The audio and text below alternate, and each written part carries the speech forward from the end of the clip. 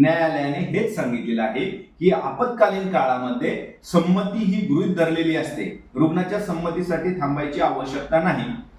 रुग्णाची संमती न घेताही त्या रुग्णाचा जीव वाचवण्यासाठी डॉक्टर्स किंवा हॉस्पिटल त्याच्यावरती मोफत उपचार करू शकतात, फर्स्ट एड मोफत देऊ शकतात आणि एकदा का रुग्ण स्थिर झाला की त्यानंतर त्याला योग्य रेफरल ते सुद्धा डॉक्टर, नर्सिंग स्टाफ किंवा पॅरामेडिक जो अशा पद्धतीची परिस्थिती हाताळण्यास ट्रेंड आहे अशा सोबत त्याला पुढच्या रुग्णालयामध्ये रेफर जे आहे ते त्या ठिकाणी त्यांनी करावयाचं आहे. भारताचं सर्वोच्च न्यायालय आणि उच्च न्यायालय दोन्हीही हेच म्हणतात की आपत्कालीन उपचार नाकारणे म्हणजे जीवनाचा मूलभूत हक्क नाकारणे आहे आणि हे आर्टिकल 21 ऑफ द कॉन्स्टिट्यूशन मध्ये पुन्हा पुन्हा आपल्याला अधोरेखित करावं लागतंय.